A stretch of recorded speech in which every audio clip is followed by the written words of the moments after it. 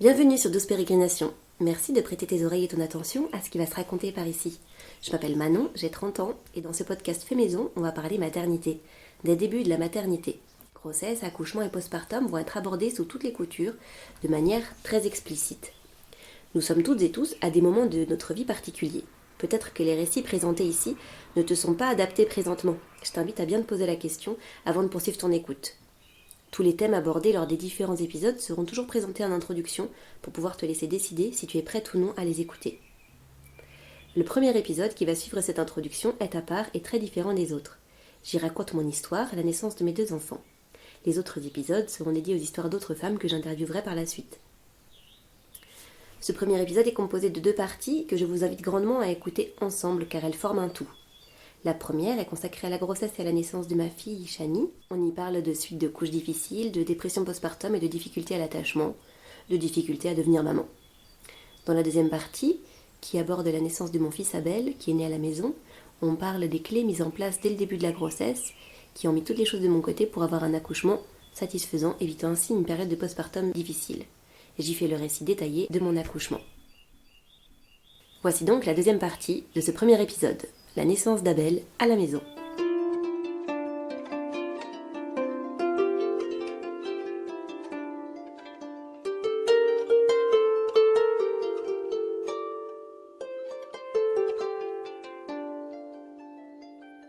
Quand Shani a eu 2 ans et demi, je suis retombée enceinte, une deuxième fois d'un bébé qui était totalement prévu et attendu. Très rapidement, du coup, je me suis projetée dans un accouchement qui serait différent. Et là, cette fois-ci, avec des conditions qui me le permettaient. J'habite dans une maison à la campagne. Et en fait, du coup, j'avais très envie de me projeter dans un accouchement à domicile. Et par chance, une sage-femme qui s'appelle Emmanuelle Houdin pratique les accouchements à domicile à Tintignac, une petite ville qui est à 7 km de là où j'habite.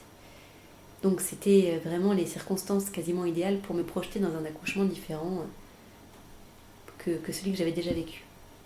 Mais du coup, je vais la voir une première fois et je suis allée la voir très très tôt parce que du coup, j'avais fait une fausse couche 6 mois auparavant et j'avais pas mal d'angoisse sur le fait que est-ce qu'il fallait que j'arrête le sport et tout ça. Donc j'étais allée la voir très tôt, j'étais enceinte de 5 semaines je crois quand j'avais été la voir. Et elle m'avait dit que si j'avais peur en fait de faire du sport parce que j'avais fait une fausse couche, il fallait pas que je fasse de sport et c'est tout. Et j'avais trouvé que ce conseil était très bon finalement. Et lors de cette première rencontre, elle m'a mis dans les mains un livre de Michel Audin qui s'appelle Le bébé est un mammifère, qui a été une absolue révélation pour moi et une absolue confirmation dans le fait qu'il était absolument indispensable pour moi de me projeter dans un accouchement à domicile. En fait, bien entendu, je mettrai toutes les références des bouquins auxquels je fais référence sur la page Facebook et le blog de Douce Pérégrinations.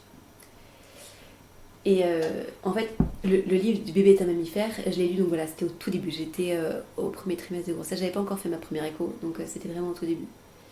Et en fait, en lisant ce livre, je me suis rendu compte et j'ai intégré quelles avaient été toutes les difficultés que j'avais rencontrées lors de l'accouchement de Shani et pourquoi est-ce que j'avais vécu tout ça.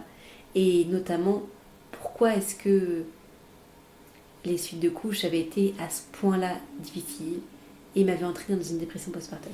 Bon, après, je sais bien que l'accouchement n'a pas toute la responsabilité de la dépression postpartum que j'ai vécue avec ma fille et qu'il y avait énormément de choses qu'il fallait que je règle avec moi-même en thérapie pour que ne pas revivre ça. Et c'est ce que j'ai fait. Mais par contre, je pense que l'accouchement joue un rôle absolument fondamental dans la prédisposition de déclarer ou de ne pas déclarer une dépression postpartum. Et notamment par rapport à cet élan du cœur, à cet élan d'amour qui unit une mère à son enfant, je pense là que l'accouchement a une place absolument essentielle. Mais vraiment, et en plus, c'est mon expérience, quoi, pour avoir vécu ça. Et donc en fait, ce livre dit basiquement que, enfin en tout cas ce que je me souviens avoir assimilé de cette lecture, c'est que la femme est un mammifère et que peut-être que pour avoir un petit peu une idée de comment faire un accouchement idéal qui soit pas avec des douleurs absolument atroces comme nos grands-mères dans les années 60 ou sous péridurale parce que du coup on sent plus rien, on est complètement déconnecté de notre corps. Alors après, je dis ça, c'est vraiment les deux extrêmes, hein, c'est pas, il y a plein d'entre-deux qui existent. Mais du coup, Michel Audin disait que peut-être qu'on devrait prêter attention à comment accouchent les mammifères euh, quand elles sont pas dans un hôpital. Et donc, les juments, les truies, les dauphins, il a observé, c'était surtout les cochons dont il parle dans son livre. Mais en fait, il y a quelque chose qui a été extrêmement marquant et un déclic pour moi. C'était que il a été marqué par. Il parle de ça, qu'il y avait un moment, en fait, il avait été dans un village où il n'y avait pas de médecin pour accoucher, mais où c'était un vétérinaire qui pratiquait les accouchements. Et les femmes étaient absolument ravies des accouchements qu'elles avaient eus avec cet homme. Et du coup, il avait été un peu curieux de ça et de se dire, attends, un vétérinaire qui accouche des femmes, mais what? Et en fait, le vétérinaire, il avait appris, lui, quand il intervient sur des truies gestantes ou des juments ou des vaches, que la meilleure manière de faire accoucher un animal mammifère, c'est de en faire le moins possible. D'être présent s'il y a besoin d'être présent, mais de laisser une intimité la plus grande et quasiment la plus totale à la femelle qui est en travail. Et, et que si on dérange cette intimité, les conséquences sur les animaux sont parfois extrêmement brutales. C'est pour ça que les vétérinaires sont formés à ne surtout pas intervenir quand c'est pas absolument nécessaire, parce que les mammifères peuvent manger leurs enfants, il y a des truies qui le font, les chats le font aussi, si jamais ils sont dérangés pendant leur accouchement, leur mise bas, si jamais il y a quelque chose qui ne va pas, le lien entre la mère et l'enfant est tellement perturbé qu'il arrive que les femelles mangent les petits. C'est dire à quel point l'accouchement est absolument fondamental chez les mammifères. Et en fait, quand j'ai lu ça, je me suis dit, mais c'est tellement évident, c'est tellement ça qui s'est passé en fait pour moi. C'est tellement ça.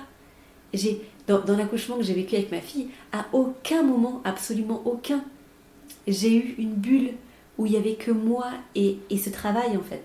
Jamais je suis rentrée là-dedans. Jamais à un seul instant. Et de prendre conscience de ça, que ce fait d'être trop dans le mental et de ne pas avoir réussi à rentrer dans cet état d'accouchement dans l'intimité qui permet un attachement et une relation à son bébé sereine, pour moi ça a été quelque chose de révélateur en fait, de me dire mais bien sûr, il m'a manqué ça, il m'a manqué quelque chose d'essentiel, il m'a manqué l'intimité. Et l'intimité, en dehors de la maison, j'arrivais pas à me la projeter en fait.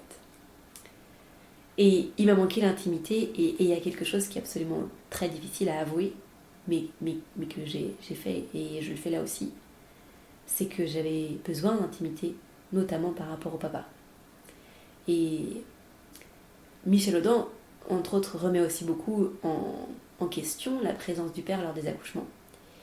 Et je pense que c'est nécessaire de le faire, parce que moi je me souviens en fait avoir été bloquée par la présence de mon compagnon lors de l'accouchement de ma fille. D'avoir ce regard quasi permanent, avec des yeux éplorés sur le fait d'être incapable de m'aider, me voyant souffrir, toujours ce regard de me dire toujours présent, toujours avec moi parce qu'il voulait être là. Ça m'a en quelque sorte empêché de me plonger vers l'intérieur parce que ce regard me tirait vers l'extérieur.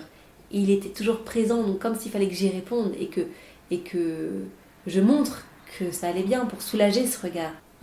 Alors que au moment où une femme est en travail, c'est le dernier des soucis qu'elle devrait avoir, que son compagnon soit en forme en fait. Peut-être que les hommes n'ont pas toute leur place dans les accouchements, peut-être pas à tous les moments du travail, et que En tout cas, c'est quelque chose vraiment que je trouve qu'il est important de questionner. Et, euh, et du coup, ça après, avec mon compagnon, on en a beaucoup discuté. Et à ce moment-là, c'était rigolo parce que j'avais jamais encore vraiment pu lui parler de cette période de premier mois de postpartum que j'avais vécu de manière très violente avec ma fille. Et je savais pas trop comment lui parler de ça. Et ce livre de Michel Audin m'a permis d'évoquer cette période. Et je me souviens d'avoir été, d'être tombée encore plus amoureuse de mon compagnon à ce moment-là. Parce qu'il m'a dit quelque chose qui m'a fait beaucoup rire à l'époque, qui était ah, du coup, quand notre fille est née, t'as eu envie de la manger. et, et ça m'a fait beaucoup rire à l'époque. Et en fait, d'avoir pris conscience de ça, d'avoir pris conscience qu'en fait, non, j'avais pas forcément besoin que mon compagnon soit là, qu'il soit disponible, mais pas forcément dans la même pièce, que la maison, pour moi, s'est imposée comme étant le lieu idéal de la naissance. C'était vraiment quelque chose qui s'est encore plus affirmé à ce moment-là. Quelque chose qui est chouette, c'est que aussi, mon compagnon a lu ce livre par la suite, et oui, c'est un livre vraiment épatant, et c'est incroyable parce que c'est un livre qui a été écrit dans les années 90. On est en 2020 et il a jamais été autant actuel. Enfin, on est tellement en retard en France par rapport à l'évolution des naissances. C'est complètement incroyable. Et Michel Audin exerce en Angleterre tellement c'est compliqué en France de faire bouger les lignes. Il parle de à quel point le monitoring peut couper complètement cette intimité nécessaire à la femme. Enfin, il y a vraiment énormément de choses. Et si vous avez des questionnements ou des préoccupations sur comment est-ce que vous désirez mettre au monde votre enfant, je vous conseille mais 1000 fois cette lecture. Et du coup, voilà, moi, je me suis lancée dans cette deuxième grossesse avec cette première lecture qui a été fondamentale parce que j'avais compris qu'est-ce qui avait bloqué lors de la naissance de Shani. Et que j'avais à présent, après avoir lu ce livre, l'absolue certitude que j'étais capable en fait d'accoucher sans péridurale. Parce que en effet, j'avais pas réussi pour ma fille, mais les conditions n'étaient pas réunies. Et déjà, j'avais l'expérience d'un premier accouchement qui n'avait pas été comme je l'avais espéré. Je savais que je voulais absolument pas du tout de péridurale et de accoucher à l'hôpital. À Rennes, il y a aussi une maison de naissance, et c'est vrai que du coup, j'ai entendu beaucoup de femmes qui avaient accouché là-bas avec de très bons échos, mais ça me parlait pas non plus. J'avais vraiment besoin d'avoir un cocon qui était vraiment celui de la maison, dans lequel me projeter. Après, bien sûr, dans tous les accouchements, il faut aussi se projeter dans des situations qui ne sont pas forcément toujours celles qu'on attend. Et je me projetais dans un accouchement, effectivement, qui puisse se passer à l'hôpital. Mais d'abord dans un accouchement idéal. Et le fait de me projeter là-dedans, ça m'a vraiment aidé dès le début à commencer une préparation à cet accouchement. Parce que du coup, ça m'a plongée dans une connexion avec mon bébé que j'avais pas eu du tout lors de ma première grossesse. Parce que, effectivement, j'étais plus la même femme, j'avais grandi, maturé, et, et je savais ce que je voulais, je savais ce que je voulais pas, et j'étais plus éclairée par rapport à tout ça. Donc je ne veux pas du tout comparer les deux, j'avais pas du tout les mêmes outils et la même connaissance de moi-même à ce moment-là. Ce début de grossesse a été très fatigant parce que du coup j'avais beaucoup de fatigue accumulée et tout ça. Et le premier trimestre avec les hormones c'est complètement crevant. Mais du coup après je suis rentrée dans un stade, en plus c'est par un concours de circonstances, j'arrêtais mon travail à ce moment-là et du coup j'ai fini mon premier trimestre de grossesse et j'étais je commençais une phase de chômage qui du coup s'est prolongée. Et, euh, et en fait c'était absolument parfait comme moment, c'était l'hiver, après le début du printemps. Je suis rentrée dans une période de contemplation, de vraiment centrée vers moi-même, sur mon bien-être, sur qu'est-ce qui me faisait du bien, beaucoup me masser, être en connexion avec mon bébé. Et je pense que toute cette grossesse a contribué énormément à l'accouchement que j'ai eu parce que c'est quelque chose qui je pense est absolument essentiel de sentir, d'être en connexion avec son corps parce que voilà c'est essentiel.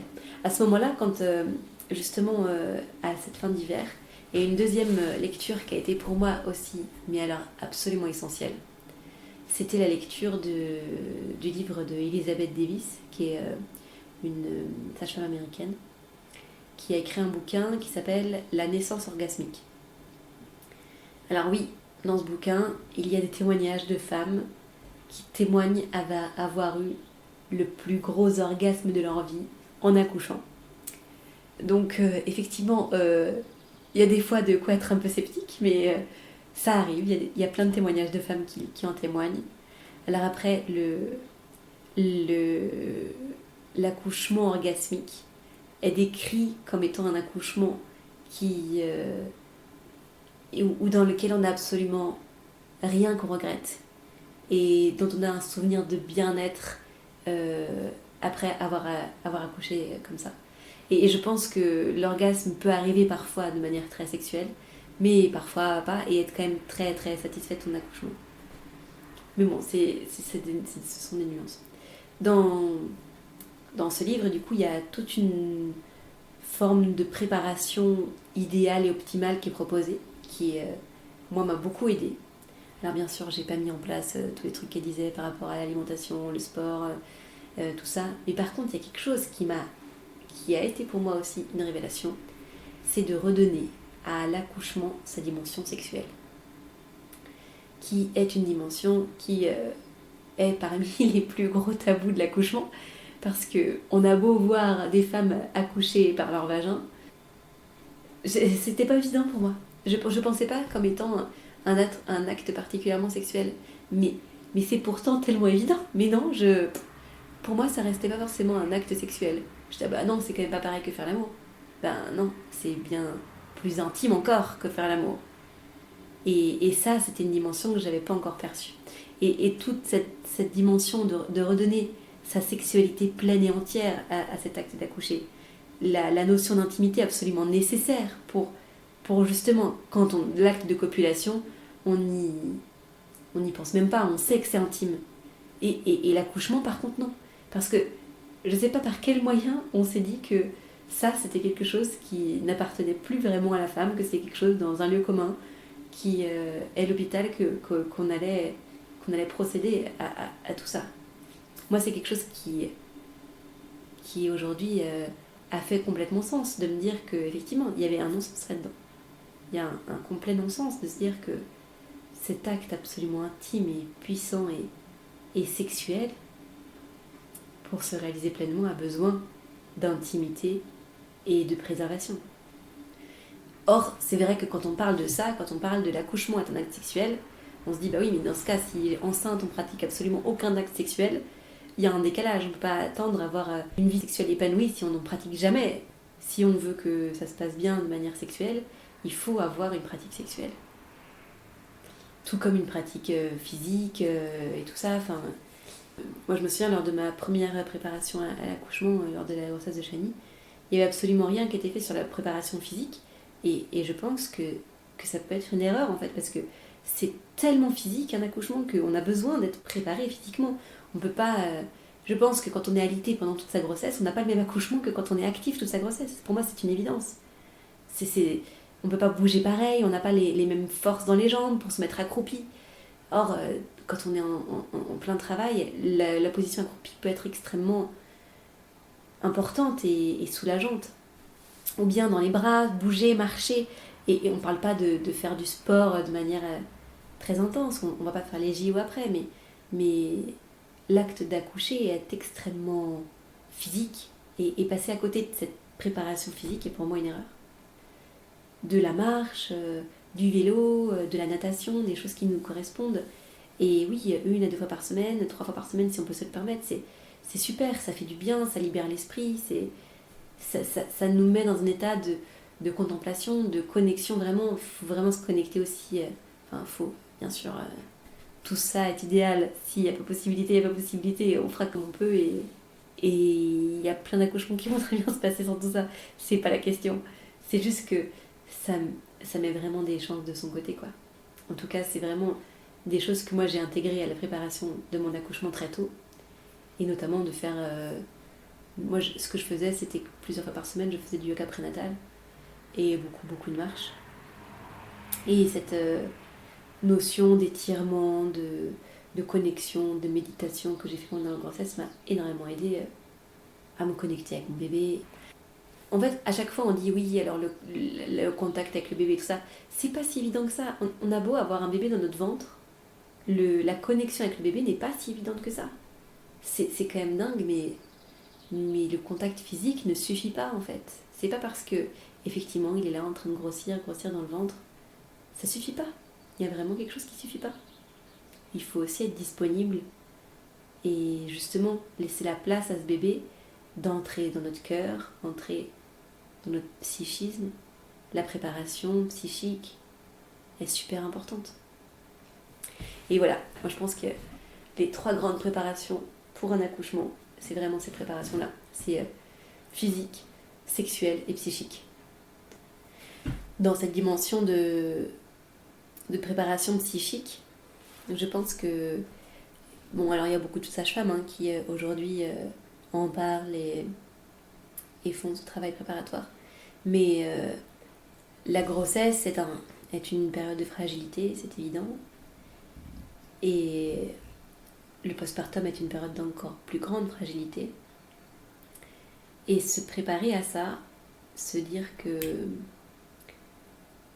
en effet, c'est un moment où il est peut-être temps en fait de prendre le temps de faire une thérapie, de prendre le temps de méditer sur soi-même, de soigner en fait notre psyché et peut-être les traumatismes qu'on a vécus récents ou pas récents. C'est des choses en fait qui sont importantes à faire. Et, et la grossesse peut être un moment de la vie où justement on se pose et on fait ce travail. Parce que en fait, tous les traumatismes qu'on a vécus dans notre vie, ils vont être exacerbés par nos moments de grande difficulté ou nos moments de faiblesse et de fragilité. Et là, je parle pour moi, mais après, je pense que je dis ça parce que j'ai lu un livre qui parle de ça, qui s'appelle Le message d'une sage-femme aux femmes enceintes, je crois, quelque chose comme ça. Je remettrai les références de ce 3e livre dans la description de ce podcast aussi. Et la préparation psychique, en fait, c'est exactement comme... J'ai l'impression, en tout cas, que c'est exactement pareil que avouer qu'on a un souci et on a déjà fait quasiment tout le chemin. En fait, accepter de commencer un travail et de se libérer de ces traumas, c'est de plus s'y accrocher comme étant des parties de nous-mêmes et de se dire, en fait, non, ce truc-là qui fait partie de ma vie depuis tant d'années, et là, j'ai plus envie en fait. J'en ai plus envie. J'ai envie qu'on s'en détache, j'ai envie qu'on m'en détacher et de surtout pas le transmettre à mon enfant. Après, je dis pas qu'on transmet absolument tous nos traumas à nos enfants. Et surtout qu'une fois qu'ils sont nés, il n'y a plus rien à faire, ils auront tout pour toute la vie et c'est trop tard parce que la naissance est le début d'une très belle aventure et on peut tellement résoudre des choses après, par la suite. C'est tellement possible de soigner après, de parler aux enfants. Ils sont extrêmement réceptifs et je dis pas que tout est joué. Ça peut faciliter les choses en fait, juste de se libérer d'énormément de choses pendant sa grossesse. Moi, j'ai vraiment travaillé cette partie psychique aussi lors de ma grossesse, ma 2e grossesse, parce que du coup j'étais en pleine thérapie à ce moment-là. Et je l'ai continué à fond pendant cette grossesse. Et ça m'a fait un bien fou. Et je pense qu'en effet, c'est cette dimension que j'ai vraiment prise au sérieux a contribué à l'accouchement serein que j'ai eu par la suite. Bon, du coup, pour rentrer dans le vif du sujet maintenant, effectivement, du coup, j'ai eu une préparation qui comprenait ces trois stades de compréhension de la grossesse. Donc voilà, physique, sexuelle et psychique. Et du coup, voilà quoi, je me suis préparée après avec ma sage-femme qui pratique du coup les accouchements à domicile. Et en fait, on était dans un groupe où il y avait 3 sur 4 personnes qui projetaient un accouchement à domicile. Donc on avait une préparation plutôt axé sans péridurale, plutôt axé à la maison, donc avec le mobilier de la maison, sans forcément de trajet à prévoir à l'hôpital et tout ça. Donc du coup, on a fait beaucoup de choses sur les différentes positions à adopter qui peuvent soulager les contractions, ou bien au contraire les accentuer si le travail met trop de temps. C'était vraiment super d'avoir ce temps-là de préparation adaptée en fait. Et après, je me souviens d'avoir eu ma sage-femme, du coup, Emmanuel Houdin, qui est passée dans ma maison. On avait fait une visite parce que du coup, elle avait besoin de voir le lieu avant de venir pour le jour J. Les visites à domicile étaient absolument indispensables avant le jour J pour qu'elle puisse voir où est-ce que c'est et tout. Et elle arrive, et je crois que j'avais personne à visiter ma maison comme ça, en essayant au mobilier, en fonction, ah oui, là, tu pourrais mettre ton lit comme ça pour te soulager. Alors, ta baignoire, est-ce que éventuellement tu pourrais coucher dedans? Ah oui, alors ça, c'est super, comme ça, tu pourrais mettre tes mains pour bien te soulager et tout. Enfin, c'était vraiment trop drôle, quoi. Ah oui, et il y a aussi autre chose que j'ai pas évoqué pour l'instant dans la préparation de cette grossesse qu'il faut absolument que j'évoque. C'est le chant prénatal que j'ai fait aussi. Alors ça, du coup, je l'ai fait avec une copine qui était enceinte aussi, et une animatrice du coup qui s'appelle Gwenola, qui venait du coup chez l'une ou chez l'autre pour pratiquer du coup ces exercices de chant prénatal. Je me souviens avoir eu cette proposition quand j'étais en train d'accoucher de Shani, et en fait d'être absolument incapable de le faire parce que je me sentais pas de me lâcher. Je l'avais jamais fait en préparation, et quand on m'a dit bah oui mais vous pouvez crier ou vous pouvez faire ce que vous voulez, ben en fait je me suis retrouvée très démunie parce que c'était pas du tout naturel.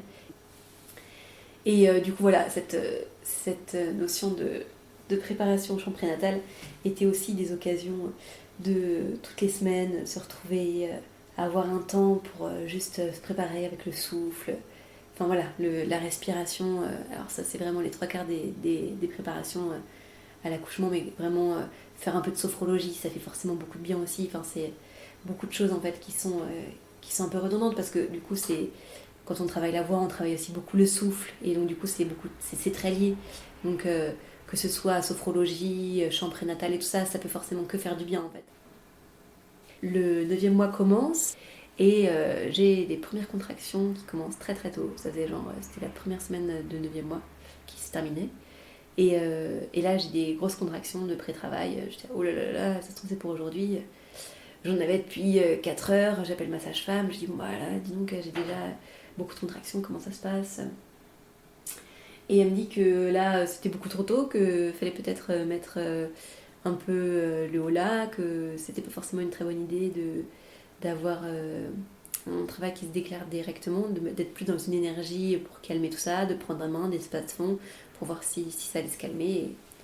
Et en effet, c'est ce qui s'est passé. Et au final, le 9e mois de grossesse a été celui où j'ai été le plus en forme parce que je me souviens avoir eu beaucoup de fatigue au début de ma grossesse. Et après, quand j'ai arrêté mon travail, du coup, j'ai toute une phase de récupération où j'ai beaucoup dormi, où j'étais vraiment. Moi, voilà, c'était. Je récupérais un petit peu d'avoir eu du changement de rythme et tout ça. Et au 9e mois de grossesse, alors là, j'étais vraiment dans un état où j'étais en pleine forme, où j'avais vraiment trop la pêche. Enfin, c'était vraiment le meilleur mois de toute ma grossesse. Alors, des fois, on dit que c'est le pire, ou on dort le moins bien et tout. Là, et c'était totalement le cas quand j'étais enceinte de ma première fille. Mais là, pour le coup, c'était vraiment génial, quoi. J'ai vraiment eu un dernier mois de grossesse trop bien. Il y a un truc aussi que j'ai pas encore évoqué, mais que j'ai préparé aussi parce que du coup, dans tout le travail initiatique que je faisais de me préparer à un accouchement à la maison, j'ai aussi eu, donc du coup, quelques semaines avant d'accoucher, un blessing way. Donc ça, c'est un truc aussi que je mettrai des références sur le site de Spérigranation, qui en fait est une sorte de cérémonie entre femmes en fait pour donner des bonnes énergies et préparer un petit peu la femme à avoir un accouchement qui se passe bien. Donc après, le Blessing Way, c'est une version peut-être un peu différente de ce qu'on connaît un peu plus, qui s'appelle les baby showers, qui sont plus des sortes de fêtes où on offre des cadeaux pour le bébé ou la maman. Alors là, du coup, le principe, c'est pas dans le Blessing Way, c'est pas de faire des cadeaux, c'est de passer un moment entre femmes, ensemble, autour de cette fin de grossesse, dans la projection de cet accouchement, qui pour entourer la maman de bienveillance et de force féminine, en fait. Ça a des origines chamaniques d'Amérique du Nord. Et franchement, c'est tellement génial à faire que je vous invite vraiment à le faire si vous en avez l'occasion, parce que c'est super chouette, c'est vraiment super chouette. J'étais à 39 semaines de grossesse quand on a fait ça, donc c'était vraiment juste avant d'accoucher. Donc nous on a fait un cercle de femmes lors de ce jour-là, et c'était vraiment super chouette d'avoir des amis qui étaient venus, et on a parlé pendant un moment de toute notre vision de la maternité à ce moment-là, et c'est un moment hyper magique et sacré qui se passe là entre femmes, et qui fait tellement de bien, qui fait vraiment tellement de bien. C'est vraiment magique. Et vraiment, moi j'ai été marquée par le fait que à la fin de ce Blessing Way, c'était toutes les femmes qui étaient présentes qui m'ont dit que ça leur avait fait trop de bien. C'était pas seulement pour moi en fait. Et ça, j'avais trouvé ça génial.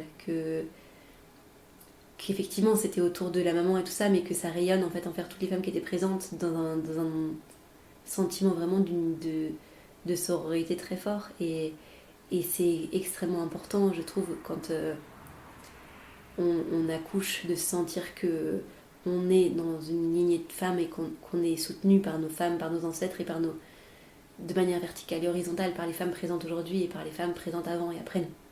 Enfin, c'est quelque chose en tout cas dans lequel j'avais besoin de me connecter et de rentrer pour... en tout cas, ça m'a fait beaucoup de bien. Et du coup, l'accouchement, voilà, se profile. Et là, j'ai enchaîné en fait beaucoup de phases de pré-travail. En tout, j'en ai eu 6 avant le jour J. Alors du coup, ça c'était très dur à vivre, surtout au début. Parce que du coup, j'avais des phases de pré-travail, ça s'arrêtait, ça reprenait, ça s'arrêtait. Des fois, sur un week-end, j'en ai eu 3. Donc je me disais, bon, bah, c'est bon, ça va vraiment y aller. Et ça venait pas. Donc du coup, j'étais là, bon, ben d'accord. Et j'avais vraiment mais quasiment une terreur absolument dingue du dépassement de terme en fait. J'avais tellement peur de ça. Oh, je l'avais tellement mal vécu avec Shani que du coup je voulais pas du tout que ça se reproduise pour ce bébé là. Et du coup je voulais surtout pas accoucher après terme. Le terme prévu du coup c'était le 11 juillet. Je voyais mes pré-travails arriver, donc on était, je sais pas, le 1, le 4, le 6, et ça venait toujours pas, la date approchait. Et je me souviens donc une semaine avant l'accouchement, du coup j'ai accouché le 9 juillet, et une semaine avant, ou 10 jours avant, j'ai croisé une des sages-femmes qui allait être présente à mon accouchement, parce que pour l'instant j'ai évoqué que Emmanuel Houdin, mais il y avait une deuxième sage-femme qui était présente pour mon accouchement, qui est Élise, Élise Brott, qui en fait était en binôme avec Emmanuel, et en fait demandait à être présente parce que du coup elle voulait se former à l'accouchement à domicile, dans peut-être l'optique un jour d'en pratiquer ou pas, mais du coup c'était vraiment la demande de participer ou d'être présente si jamais moi et mon compagnon on était d'accord. Et donc du coup on avait donné notre accord, on l'avait rencontré une fois ou deux, et 10 jours avant d'accoucher, je la croise par hasard au centre de prélèvement sanguin, parce que je devais faire des derniers tests, et là elle me dit alors comment ça va, et c'était pile poil le jour où j'étais absolument déprimée, où j'avais vraiment perdu mais absolument tout espoir d'accoucher, que j'arrêtais pas d'avoir envie d'accoucher en fait, et du coup c'était très frustrant parce que je voyais que mon 9e mois avait été extrêmement bénéfique, que j'étais en pleine forme, et tous ces pré-travails me demandaient beaucoup d'énergie, et ils arrêtaient pas de s'arrêter, et du coup la frustration faisait que ça m'apportait de la fatigue, et j'avais peur de plus être assez en forme en fait pour cet accouchement à domicile que je projetais et que j'espérais tant. Et du coup elle m'avait donné des conseils, elle m'avait notamment dit ce jour-là que c'est le moment où j'arrêterais d'attendre d'accoucher, que j'accoucherais. Et ce qui est super drôle, c'est que du coup la veille d'accoucher, du coup j'avais encore des contractions depuis 2 jours, et la veille d'accoucher en fait du coup ça faisait peut-être une semaine que j'étais à la maison, parce que j'avais un peu peur de faire des projets ou des trucs comme ça, parce que je me disais bah ouais, mais si du coup j'ai une phase de pré-travail, je vais pas être à l'aise d'être avec des gens, je me projetais pas en fait, j'étais vraiment dans une phase de nidification, d'avoir envie d'être auprès de mon cocon familial et de pas avoir envie d'en sortir trop, parce que si ça arrivait en fait, je me disais bah non, je préfère être chez moi tranquille, au calme. Et c'est vrai que quand on a une phase de pré-travail, dans cette recherche d'intimité, j'avais pas du tout envie d'être confrontée à devoir parler à d'autres personnes, ou d'être comme ça, enfin devoir faire des choses qui convenaient pas à mes besoins du monde. Et donc en fait la veille, il faisait super chaud, c'était début juillet de l'année dernière, 2019. Et du coup, il y avait ma fille qui avait envie de faire plein de choses, elle était en vacances depuis peu de temps.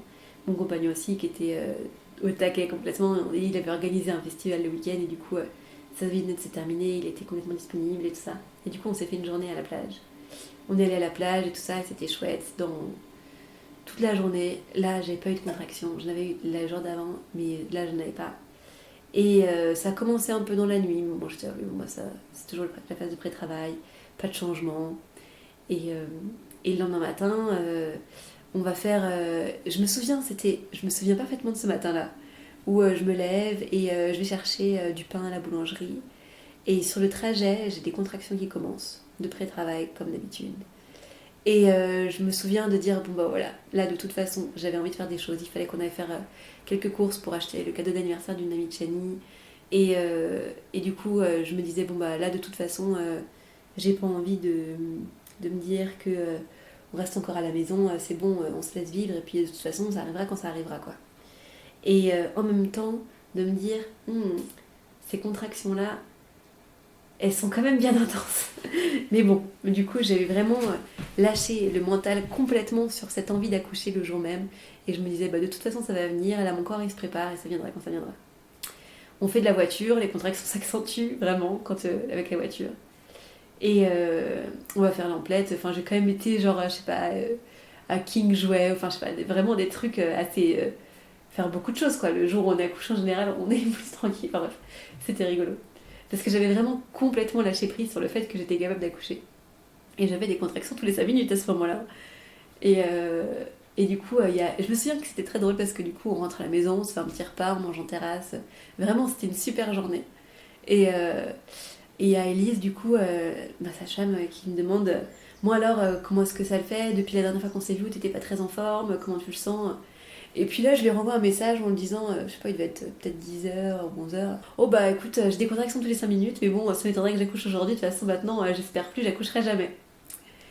Et elle m'envoie un message comme ça, et puis elle me dit, vraiment, t'as des contractions toutes les 5 minutes? C'est quand même beaucoup. Tu voudrais pas juste quand même aller prendre un bain pour voir si ça se calme ou pas, quoi, parce que c'est quand même. Voilà, t'es quand même à 2 jours du terme, voilà, et n'hésite pas à vraiment le tester, le truc, quoi.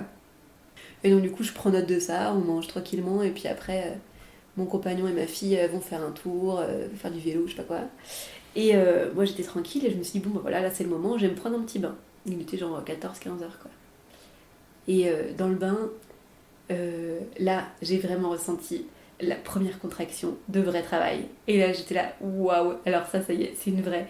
Mais je m'en souviens, c'était vraiment comme un flash, c'est devenu une évidence, comme si c'était, paf, exactement le même genre de contraction que quand j'étais enceinte de Chani. Et du coup, je l'ai reconnu, mais direct, quoi. C'était aucun doute, c'était plus le pré-travail, c'était le travail actif. Donc, avec tous les pré-travails que j'avais eu, j'étais là, bon, j'attends d'en avoir quand même plusieurs. Donc dans le bain, j'en ai eu 4-5, elles étaient rapprochées toutes les 3 minutes. J'étais là, oui, donc en fait, c'est quand même pas mal. Et je suis sortie du bain et elles se sont un peu espacées. Donc j'en avais plus toutes les 5-7 minutes. Mais elles duraient, ouais, 30 secondes, c'était quand même des contractions intenses, mais bon. Et en fait, j'avais tellement envie qu'elles arrivent, ces contractions, que j'étais là, mais pourvu qu'il y ait la prochaine, pourvu qu'il y ait la prochaine. Et j'avais tellement hâte, et j'étais tellement contente de ressentir ces contractions. C'était vraiment mais de la joie pure, quoi. J'étais là, vas-y, vas-y, encore une contraction. Parce que ça y est, ça me rapprochait de mon accouchement, ça me rapprochait du moment. Et j'étais vraiment heureuse, en fait. C'était pas du tout de l'appréhension, c'était vraiment de la joie à chaque contraction qui arrivait. Et du coup, quand la prochaine arrivait, c'était toujours super, super. Et donc, du coup, vers 16h, j'ai appelé Emmanuel et Elise pour leur dire que j'étais en travail. J'ai appelé mon père pour lui demander de venir chercher ma fille, pour qu'il la prenne avec lui quelques jours, enfin, au moins pendant le temps de l'accouchement. Et en fait, du coup, tout s'est enchaîné, enfin, c'est allé très vite. Après, du coup, ma fille est partie 2 heures plus tard. Et je me souviens que pendant tout ce temps-là, en fait, où j'étais toute seule chez moi, où du coup mon compagnon et ma fille n'étaient pas encore revenus, et du coup j'étais vraiment toute seule à la maison pendant au moins 1 heure. Et je me suis mise, enfin j'étais pieds nus, j'étais juste avec une robe, il faisait super chaud, il y avait tout qui était ouvert dans la maison, et je me suis mis de la musique à fond. Mais vraiment, mais c'était toutes les musiques que j'adore écouter, c'était des chants de femmes.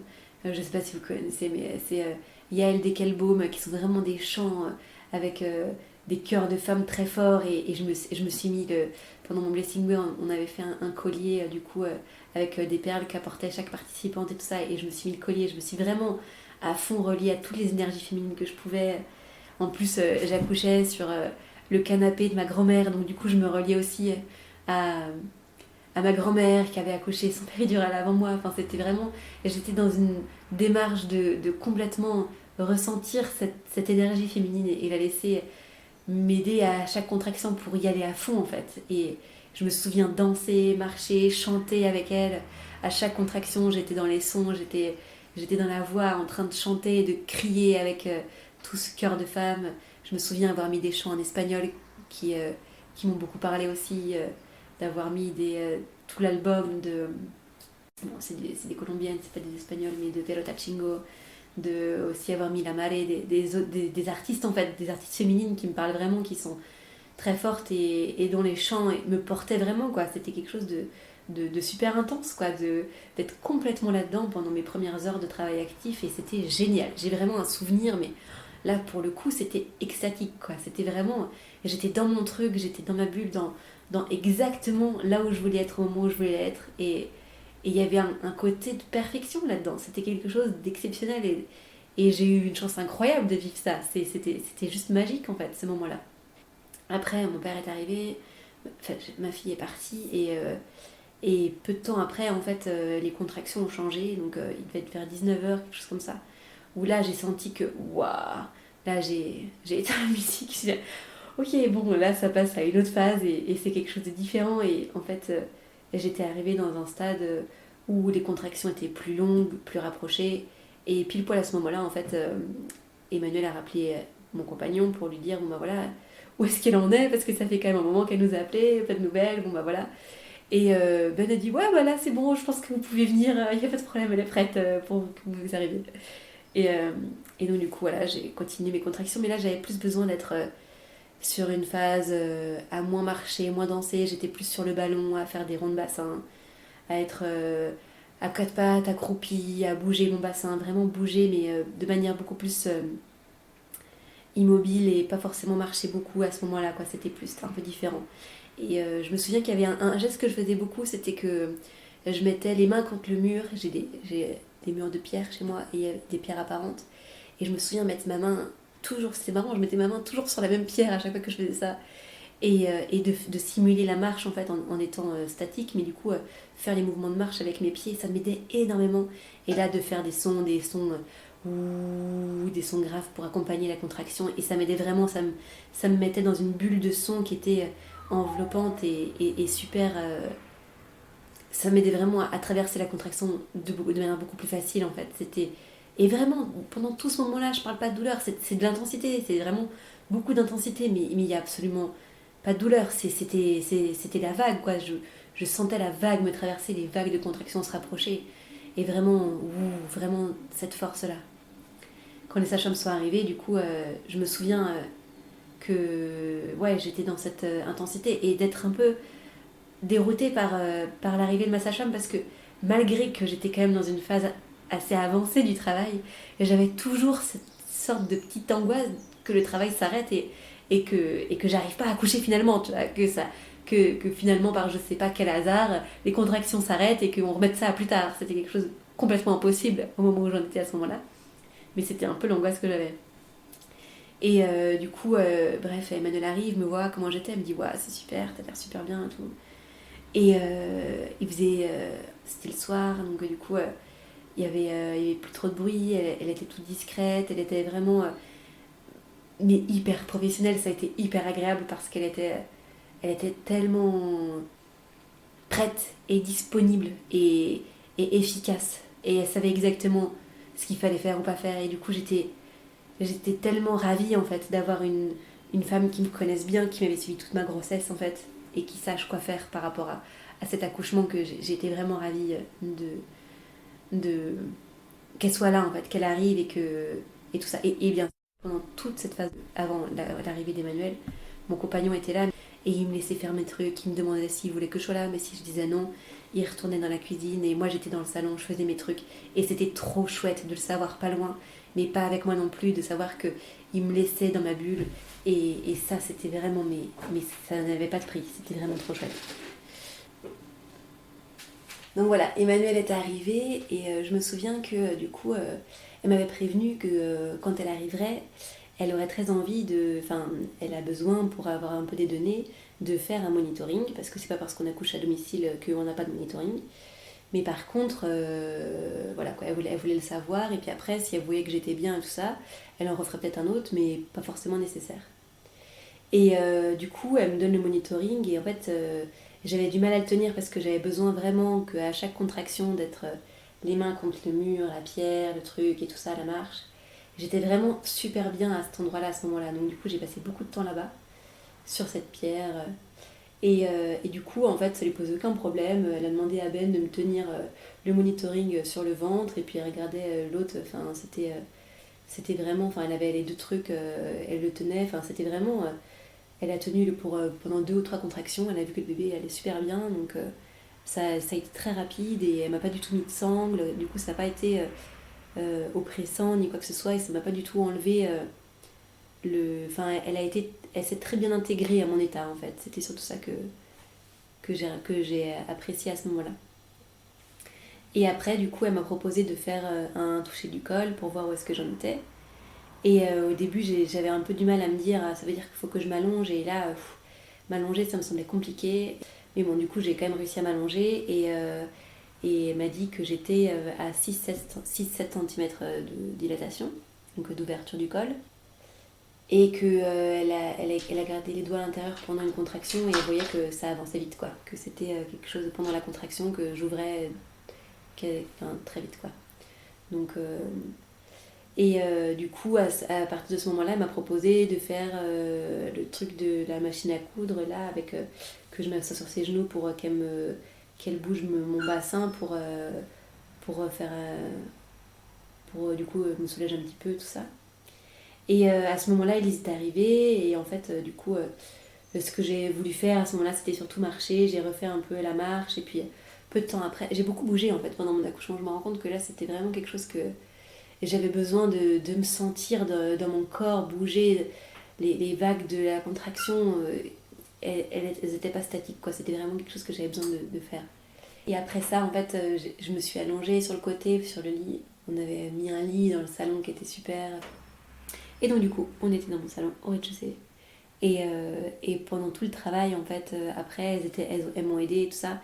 Et à partir de ce moment-là, je me souviens que j'avais mes 2 sages-femmes qui étaient là, aux petits soins avec moi. Et j'ai tellement apprécié leur contact.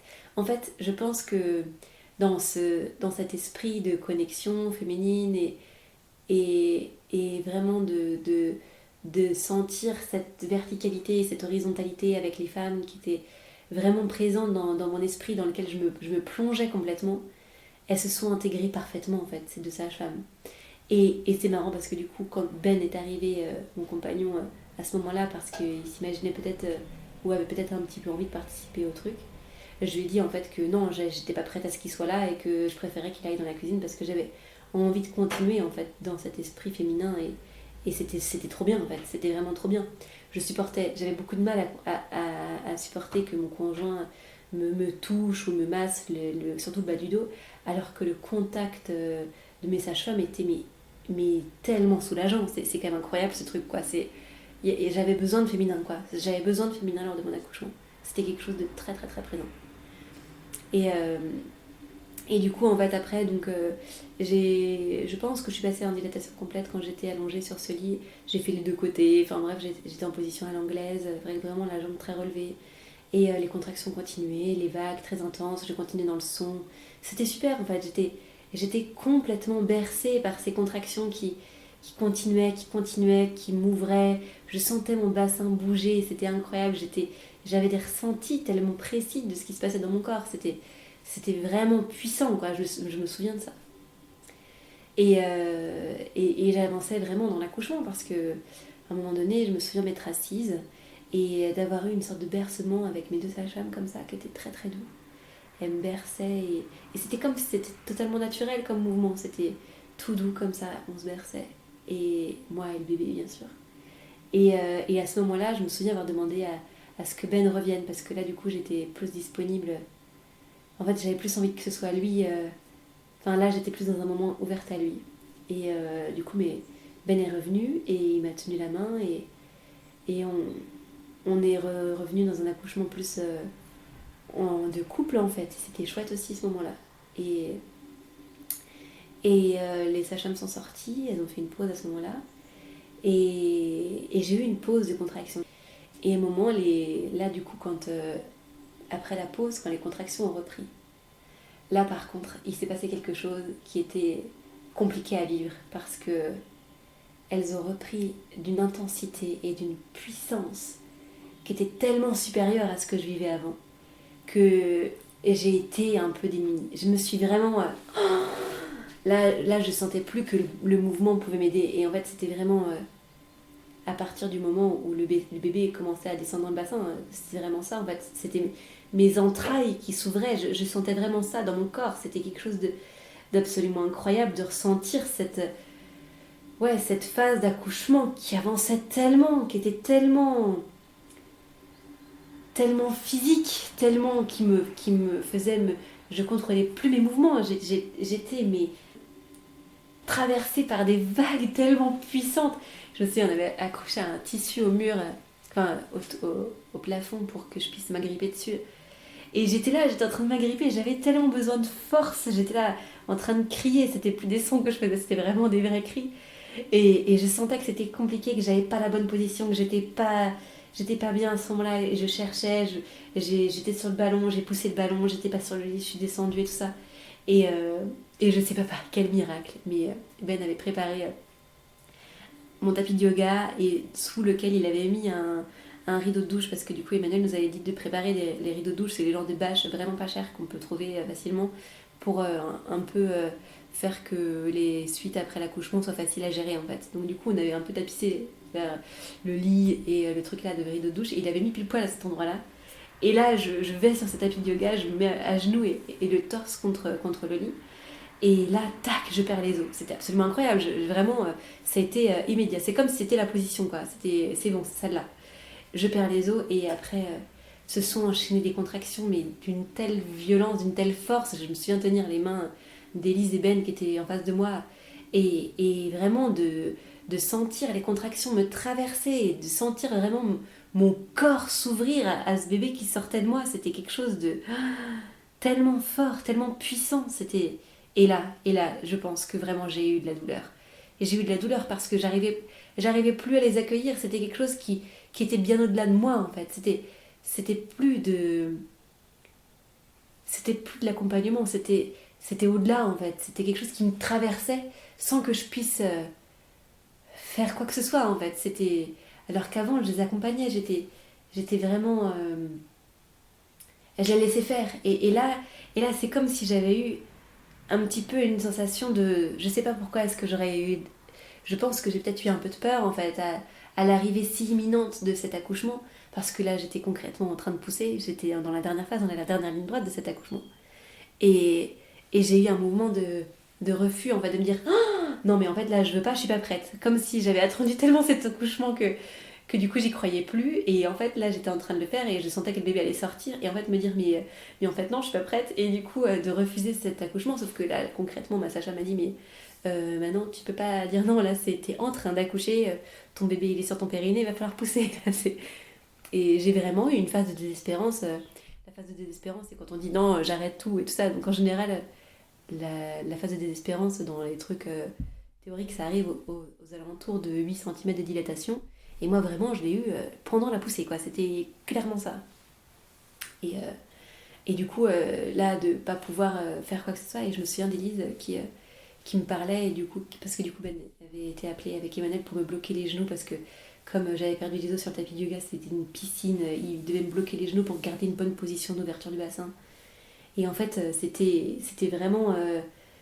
j'avais besoin d'être contenue en fait parce que je fuyais ces contractions là. Je me souviens avoir sauté sur le lit et d'être rattrapée parce que j'avais plus le choix, il fallait vraiment que je pousse et de Élise qui me parlait, qui me disait mais que je disais que j'étais pas capable et que j'allais jamais y arriver et elle me disait mais en fait t'es en train de le faire, t'es en train d'accoucher. Donc c'était incroyable ce sentiment vraiment de se dire incapacité totale. Et vraiment la violence des contractions qui vraiment...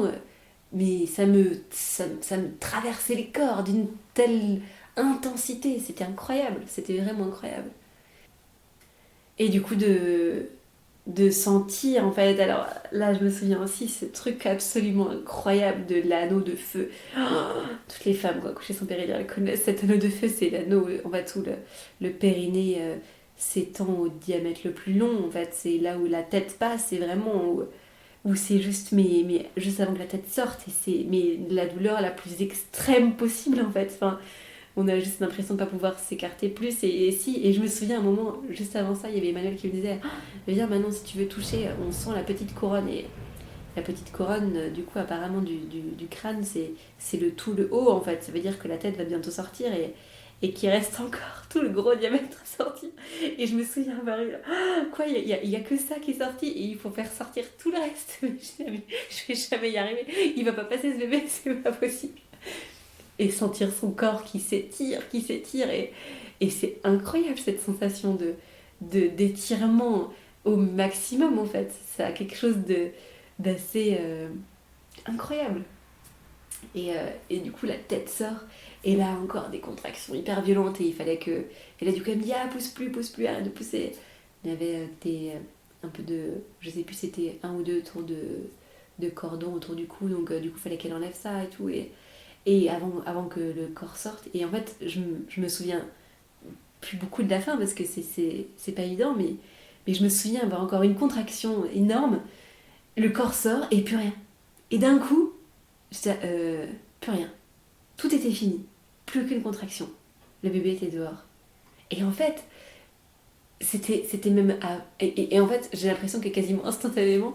Et du coup, j'étais à quatre pattes et du coup, le bébé est sorti très vite et en fait, il a atterri dans les mains de Ben, mais vraiment, il l'a rattrapé au vol tellement c'était puissant et qu'il est sorti vite.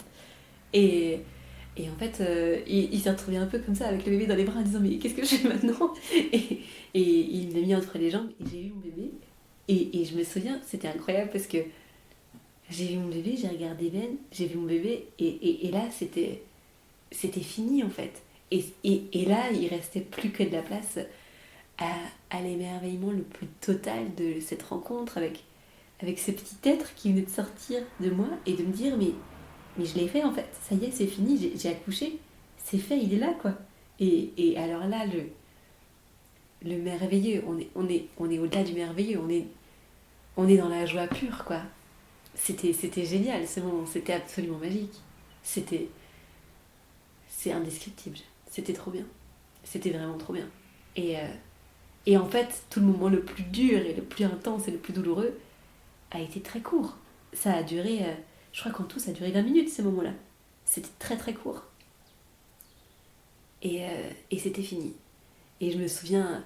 Et c'est marrant parce que je me souviens avoir eu un sourire vraiment jusqu'aux oreilles, d'être tellement contente d'être aux anges. Et j'avais tellement de joie dans mon cœur. C'était que ça. C'était de la joie de pure.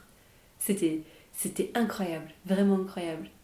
Et du coup, j'ai découvert que c'était un petit garçon. Parce que je connaissais pas le sexe de mon fils. Et alors que j'étais vraiment persuadée que j'allais avoir une petite fille, c'était trop rigolo. Et du coup, que son prénom, parce que du coup, il s'appelle Abel, on avait décidé ce prénom-là. Et c'est vraiment, c'était incroyable. C'était magique. C'était trop bien. Et vraiment, mais je souhaite à toutes les femmes du monde de vivre un accouchement aussi chouette. C'est, c'était vraiment magnifique. Et, euh, Et vraiment, après, par contre, je me souviens que du coup, ce moment-là, je sais pas combien de temps ça a duré, mais c'était vraiment trop trop chouette. Et par contre, je me souviens que peu de temps après, du coup, on nous a mis, on s'est allongé sur le lit, on nous a couverts. Et très vite, en fait, j'étais plus très à l'aise parce que j'avais très froid. Et parce que du coup, j'ai perdu beaucoup de sang, comme tous les accouchements, on perd beaucoup de sang. Et avoir eu un contre-coup où j'étais vraiment frigorifiée, j'avais des frissons, j'avais très très froid. Et ressentir en fait un, un grand inconfort à avoir mon bébé sur moi parce que du coup je devais aussi sortir le placenta, me concentrer pour sortir le placenta et tout ça. Et du coup, de pas être très à l'aise en fait avec Abel contre moi à ce moment-là. J'étais pas très disponible encore pour lui. J'étais encore trop dans le contre-coup en fait de l'effort physique tellement intense que je venais de fournir que du coup c'était pas évident et du coup ben, il était contre moi mais j'étais pas j'avais du mal en fait j'étais entre deux quoi. Et du coup après le placenta est sorti, on a coupé le cordon, enfin c'est Ben qui a coupé le cordon. Et je le regardais, je faisais que ça, je faisais que je regardais. Et après, par contre, ouais, je me souviens que il a tété, mais c'était pas une très bonne tétée, il a mis du temps à bien téter. Là, Emmanuel est parti avec le placenta et du coup, elle a regardé, elle allait dans la cuisine pour bien vérifier qu'il était complet. Il était complet, je faisais pas d'hémorragie. Du coup, j'allais rester à la maison, il y avait pas besoin de faire de transfert. Et là, c'était quand même trop chouette, quoi, d'avoir ce sentiment de savoir que j'allais pas être transférée, que on allait rester avec Abel dans la maison, que l'accouchement à domicile s'était bien passé et qu'on allait rester là. C'était trop bien. C'était une victoire. C'était juste génial, quoi. C'était parfait. C'était vraiment parfait. Et du coup, Elise était avec moi. Après, elle a fait les examens du bébé pour voir si tout allait bien. Et du coup, voilà, je me souviens, j'étais complètement déphasée. Et au bout d'un moment, je me souviens qu'elle m'a demandé qu'est-ce que je voulais faire à ce moment-là. Et j'avais très envie de me lever, d'aller prendre une douche. J'avais tellement transpiré dans la journée, perdu beaucoup de sang, donc j'avais vraiment très envie de prendre une douche. Et c'est trop bien quoi, t'es chez toi, tu te lèves, tu vas prendre une douche. Et après, pendant que j'étais dans la douche, ils ont changé les draps, tout ça, pour que on puisse passer la première nuit avec Abel dans le lit, tout nickel.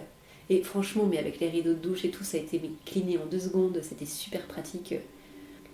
Mais c'était incroyable, quoi, vraiment, de ce confort d'être chez soi et de ne pas avoir eu à bouger, de ne pas avoir eu à avoir de trajets à faire dans ce moment de travail. Et c'était juste génial. C'était vraiment, mais j'ai été tellement reconnaissante d'avoir pu avoir un accouchement comme ça.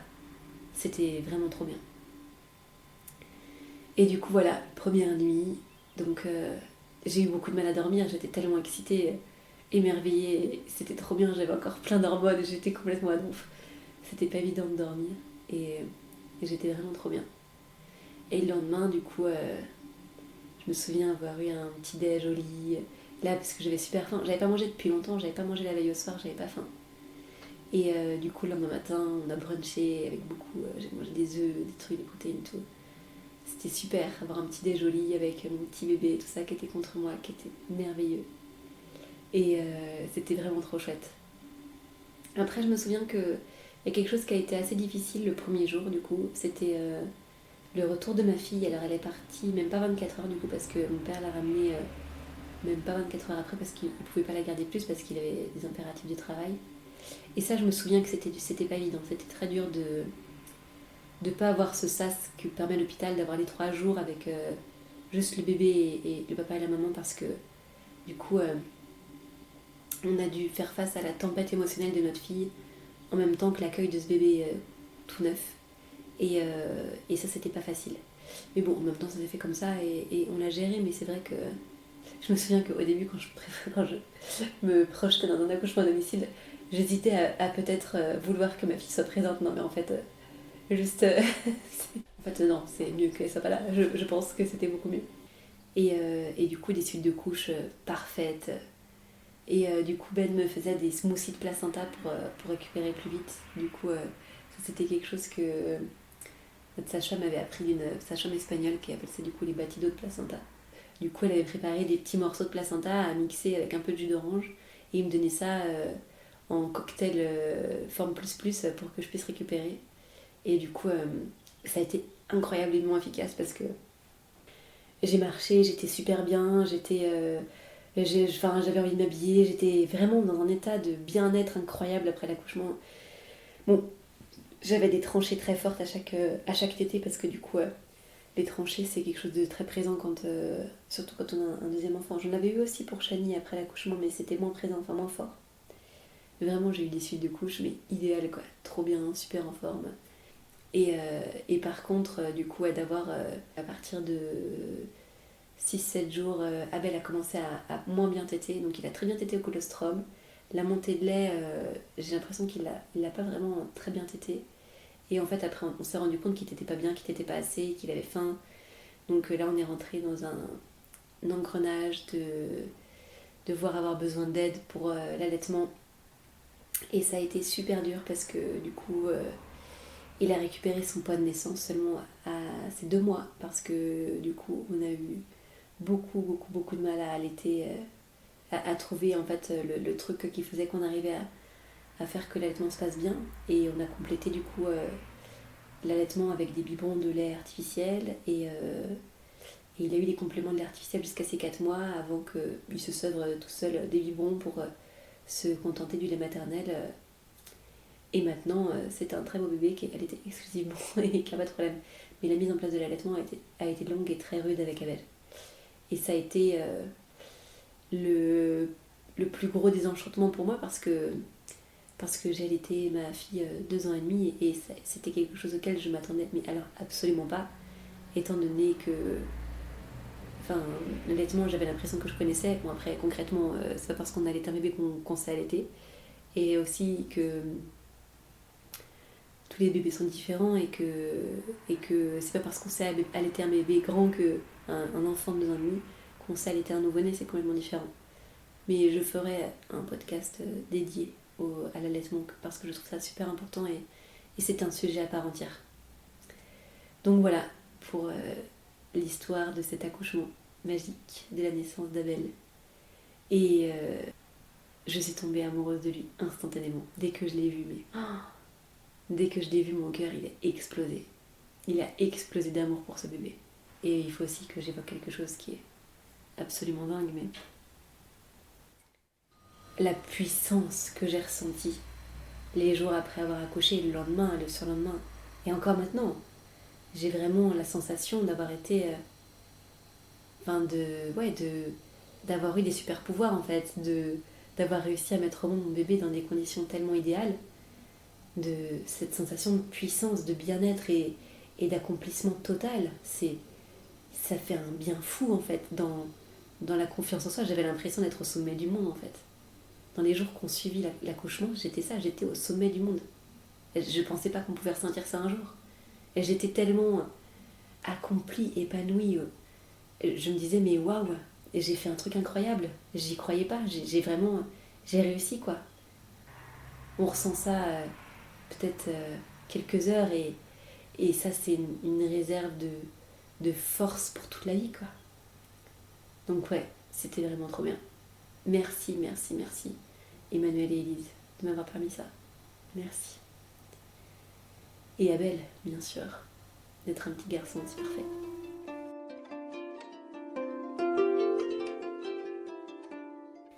Douce Pérégrination, c'est fini pour aujourd'hui. Merci pour ton écoute. N'hésite pas à partager ce podcast autour de toi. Et à bientôt pour un prochain épisode.